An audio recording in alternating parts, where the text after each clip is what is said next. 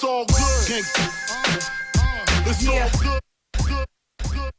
It's all good. Gangsta. It's all good. Gangsta.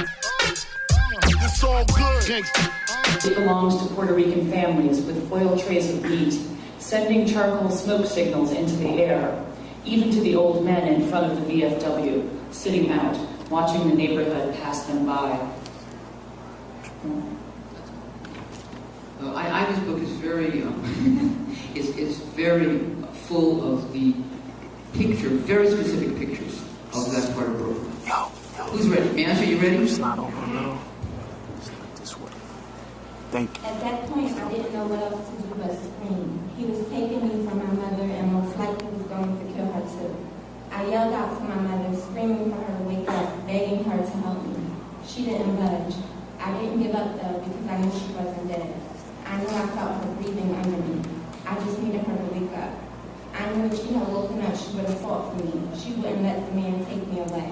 But no matter how loud I screamed and how much I pleaded, my mother remained unconscious. I was taken off the plane and put inside an empty shack where I was gagged and bound to a chair. My tiny teeth sank into a dusty bandana. My eyes were covered with a blindfold. My little wrists and ankles were held together by duct tape. I was left alone, scared and confused. I just knew my life was about to be over. And that's a hell of a feeling for anyone to have, let alone a 5-year-old. Thank you. Miasha's book is, as you might understood by this, about human trafficking, but from a really interesting point of view, and I want to talk to you about that. Okay, you guys, come on, you ready? Okay. Shanti's eyes drifted to two women sitting near the head of the casket. One was older, wearing a large, colorful hat. He had seen her around the neighborhood when he and Roscoe were hustling in the projects, but her name escaped him at the moment. Sadness was etched across her face, but she held back the tears that danced in the corners of her eyes behind her bifocal glasses. The younger woman was far less composed. It seemed like every time the pastor opened his mouth, the woman would break down and wave with sobs, and the boy would have to reach out to console her. Ashanti wanted to go over and offer his condolences, but he couldn't find the words. What does one say to a woman who has just lost their child?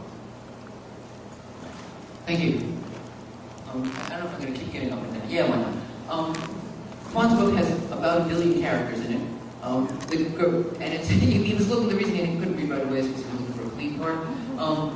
It's actually, considering that it's sort of almost marketed as violent and, street, which it definitely is, it's touching. It's really,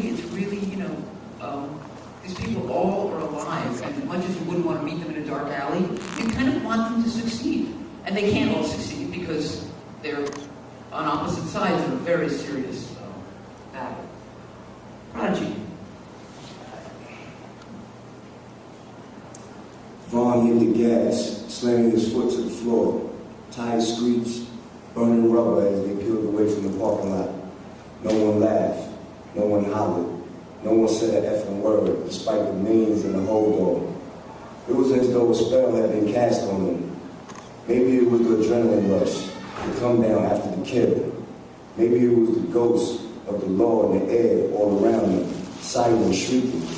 Maybe it was the fact Black still held a desert eagle in his lap, and his hand was shaking, and they knew they could just easily shoot him in the face and pat him on the back and say, "Good, job, well done." Thank you. And this book it's almost a classical tragedy. People who are tied up together and their lives are going. They know who's doing what, and then one guy wants to change things, and that I'm not going to say how it comes out, but it changes things for sure. The panel is called Sin City, and so I have 2 questions for the entire panel I want to cover, and then I have kind of a question for each of you. I have more than that, but we'll see, because I think I'm going to do all, so I want to take questions from the crowd. So my first question is about the place that you set the book in.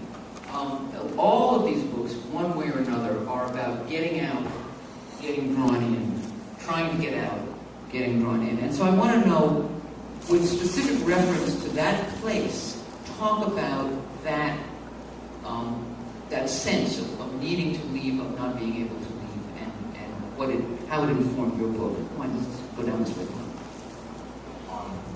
being born and raised in Harlem, the majority of my books are set in Harlem. And I kind of tap into how I felt like as a young man growing up in the inner city and wanting to get out and wanting to do better.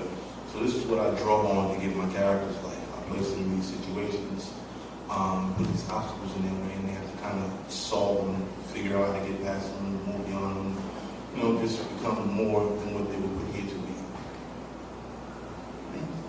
All right, thank you. Ivy?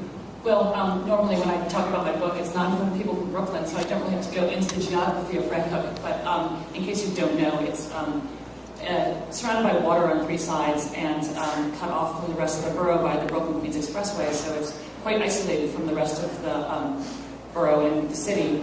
And I used Red Hook as a way to project, I used the setting as a way to reflect the fact that my characters felt trapped or isolated.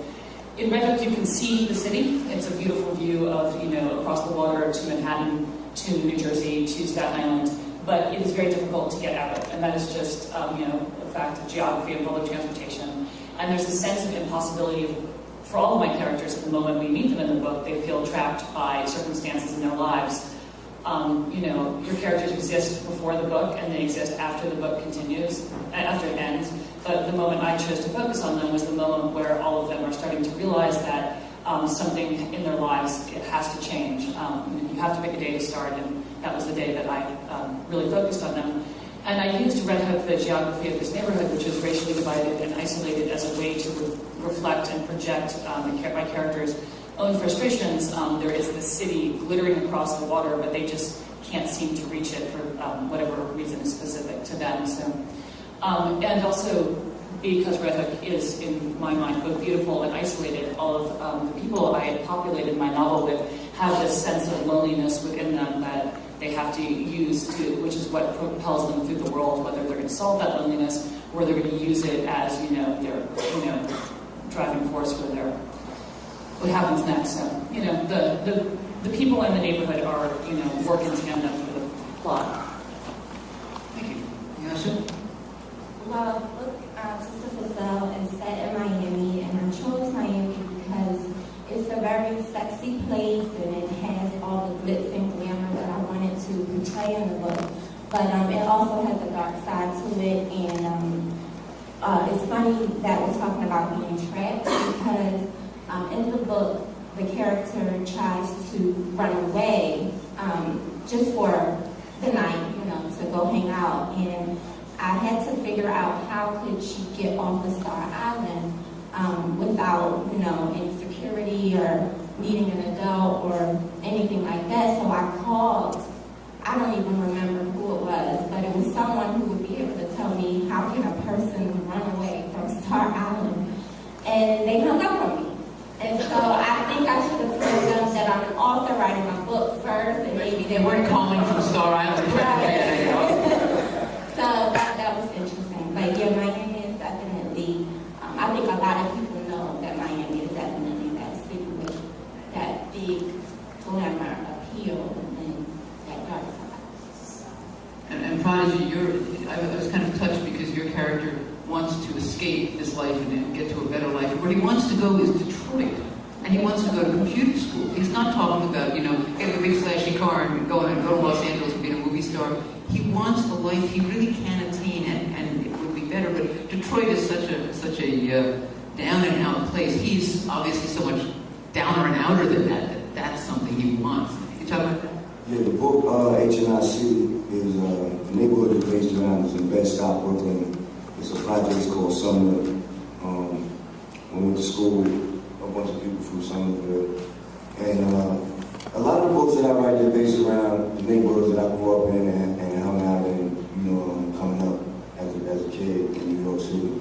So this is just one of the neighborhoods that we hung out in a lot. And, you know, being in the neighborhoods inspired me in my life, and my friends just inspired me to tell stories about certain things. Like, it just like sparks my imagination. Like, what if this happened out here? What if this happened? What if, you know what I mean? So basically, it's a story about 5 friends from Sumner projects in Brooklyn and Bed-Stuy, and you know, they stick up kids, and one of them doesn't want to do it no more. He wants to change his life. He wants to get into you know, better things, and his friends is just like pulling them in. And the lead character in the book, his name is Black. He's like a real vicious, like, psychopath, and he's like a leader, and everybody's scared of him in the crew. So it's like, it's a war between him and Black, and it's like a love triangle with this girl, with Pappy, the main character, and Black. So it's definitely an interesting story, man. It's based in Brooklyn, in Bed-Stuy. Thank you. Okay, now the other thing I want you all to do, and I'm going to start Prodigy with you, so we come back this way, is this is planet called Sin City. So of the 7 deadly sins, I want you to kind of pick one and talk about how it's reflected in your book. And in case you forget what they are, I got all this. Anger, not everybody can just rattle them off, you know. Anger, greed, sloth, pride, lust, envy, and gluttony. I'll do that again. Anger, greed, sloth, pride, lust, envy, and gluttony.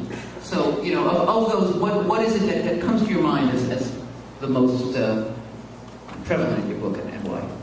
I would say, like, in this book, anger and greed. The characters get real greedy. You know, they don't know when to stop with the stick-ups. They keep trying to do more and more scores or bigger money, and the greed is what actually ultimately tears you apart and shatters the whole friendship and everything. And yeah, I would say the anger and the greed, and the anger comes in just, you know, growing up in this bad neighborhood and just living a certain way with certain friends. You know, it just makes you a real angry individual. I know I was an angry individual growing up. You know what I mean? I had to learn how to control my anger. So, you know, I think the characters in this book definitely, you know, are a reflection of the anger in my life that I've seen and dealt with. You know, and the greed also that I've seen and dealt with. Yeah, it was interesting about the greed in your book because it was empty. You know, you clearly, Black, if he had been able to go on and on and on, would have just gone on and on and on. And it never would have made him happy. And Pappy's the only one who saw it. Exactly. Miasha, pick a sin or two. I would say lust because, well, first it's about human trafficking, like you mentioned, and the whole idea of sex and lusting after, you know, people that would be considered, I guess, off limits to you. And then on top of that, there's a lust for money from the big guy in charge, I guess you can call him. There's also the lust for freedom and the lust for identity and the lust to, you know, get back to one's roots and to one's parents. And there's also a lust for control. So lust is really the one thing that ties all the characters in this book together and all the situations together as well. So that would be my one thing. Thank you. Ivy, you got a sin? Barely. I'm going to pick the sin that I always thought was the most boring and the least sinful, but I had to go with something. Definitely sloth. You know, there's a lot of... I have to say, that's the one I was thinking of in your book. Well, yeah, because there isn't any greed, anger, or but yeah, sloth. I mean, I wrote this book partially to deal with the fact that I was wasting a lot of time in Red Hook. It was sort of a redemptive effort. You know, there's a lot of bars out there, and I spent a lot of time in them, and I mistook the community that I met there. Sorry if any of you are here, I do love you all. I mistook them for, like, the real world and my really good friends. And a lot of time was wasted. I think a lot of people make that mistake. A lot of my characters are stagnating, and they just don't know how to put one foot in front of the other or how to move on to the next place. And they mistake staying up all night for having, for being a worthwhile cause. I did the same thing. I thought, well, I'm making friends, and I was getting, you know, these people who were talking till 4 a.m, you know, but when you realize they're not really going to be your friends in the morning, but you go and recreate the same lazy pattern in your life, I tried to imbue my characters in various different stages in their lives. Some are young, some are teenagers, and some are adults. They've all sort of stagnated because they made a mistake, and they've all made a similar mistake that something they thought was important that was going to help them move forward is actually something that sort of mires them in place. So sloth is a pretty rough word for the way that this poor 15-year-old girl is being described by me now, but I guess I would have to go with, sloth or just sort of mistaken sloth. No, I don't think that's a sin. Quan, you got a sin? I'm gonna go with anger, simply because anger was the driving force behind a lot of the things that animal did. All the situations he was placed into, it was because he couldn't let go of old grudges. He couldn't let sleeping dogs die. So it was just like just an angry kid. If you want to make a comparison, animals and angry kids. So everything he did was motivated by anger, from the murders he committed to the people he wronged and the people who wronged him. It was just a big cycle of continuous anger and get back. Yeah, I found that interesting about your book, that even though at the top there's a lot of money in the drug trade and that's what's driving a lot of people, it was anger, not just animal, but a lot of these guys are furious and are looking for a way to let that out.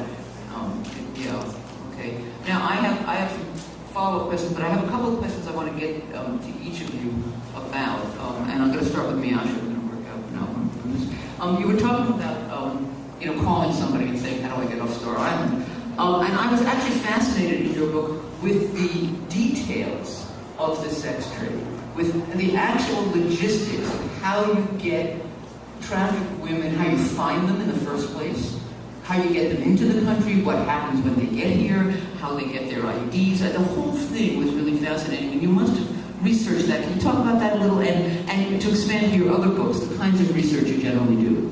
Definitely. It began with my first book, Secret Society. That subject matter, if you've ever read it, I'm telling you, it's not me at all whatsoever. I had to do extensive research to be able to get the authenticity and to be able to connect with that community. And so from that book, I realized I was more than an author, that I was a researcher. And by the time Sister Purcell came around, it was just, I think I did more research than I actually did writing the book. But I think that's a benefit, not only for me as a writer, but for my readers, because that's one of the things I hear a lot from my fans and from my readers, is that it's so authentic, it's so on point, it's so, true to life.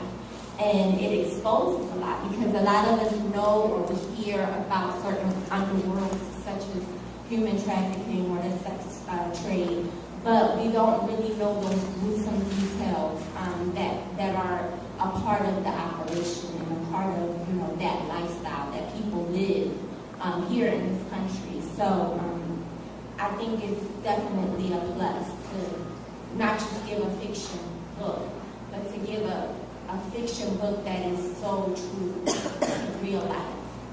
Yes, I was fascinated with that in your book, because it was like any other business.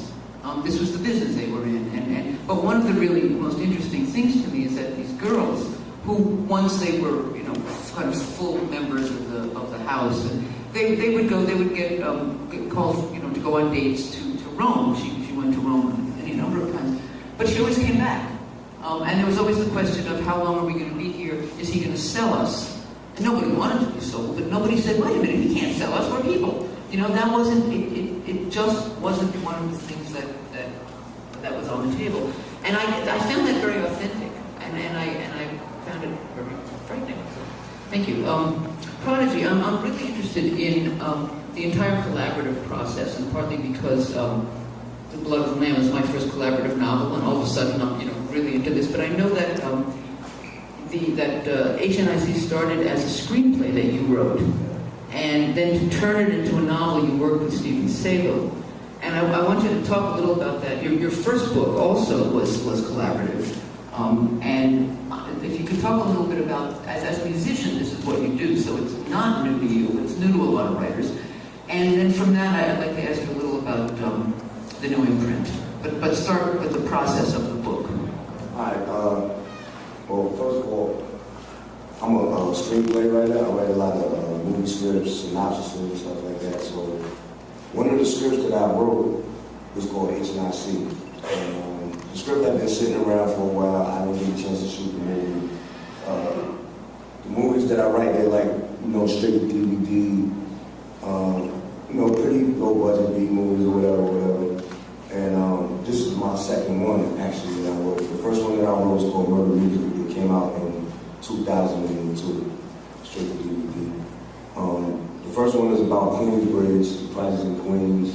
You know, I spent a lot of time, and that's why I met my partner Hadley, I started the rap group Mob Deep with. And yeah, so I put that movie out in 2002. It did pretty good. And this was the second movie that I actually wrote, HNIC. I never got a chance to shoot it, so the script has been sitting around, just sitting there. And I've been busy with my music career and everything. And I put out an autobiography in 2011 in March about my life and about, you know, growing up with sickle cell, my life in the music industry, you know, my family background. I got a lot of family in the music industry. My grandfather was a famous jazz musician. My mother was in the Crystals, a famous doo-wop group. My grandmother was pretty prominent. She was big in the dance world. Bernice Johnson. So my autobiography basically explained my life, my history, my background, and all that. And you know, after the book did pretty good. It was pretty controversial. You know, I was looking for a second project to put out after my autobiography. So I was like, wait a minute, I got the script sitting here. Why don't I take the script and turn it into a book form and put it out as a book first? So, you know, me and my partner, we came up with the idea to holler at Steven Seville. He's a writer over in Europe. Just to add a new flavor to, like, you know, my edgy hood novels, like, you know, because a lot of my writing, my scripts are based around the neighborhood that I grew up in as a kid, and, you know, the things that I know growing up, you know what I mean? So it's real edgy, it's real street, you know, it comes from that perspective in that world, you know. And so I figured that bringing Steve Seville in would add a different type of flavor to it, because, you know, he's a writer from over there in Europe, and he has hundreds of books, fiction books, and I just think it was something new for him. So I sent him you know, the script to see if he would like it, see if he would be interested in helping me turn it into a book. And he said he liked it, and he was with it. So, you know, we collaborated.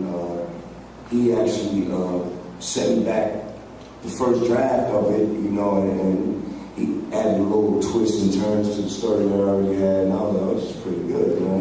And, you know, it came out good. It was a good collaboration. It's something different.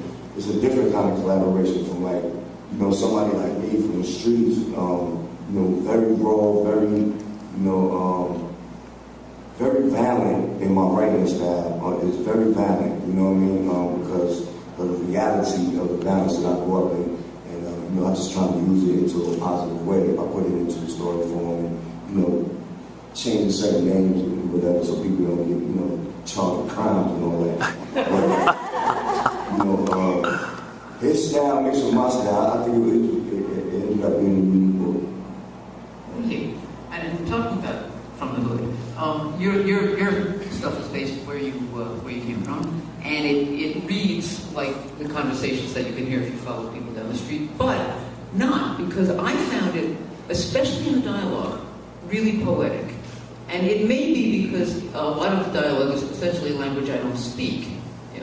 But I found myself reading, you know, a page over just to hear how these guys talk to each other. I want to know what you're going for when you write. Are you going for straight ahead, you know, what it was like, you know, for you and what it's like for your readers, or are you reaching for a poetry and how do you do that?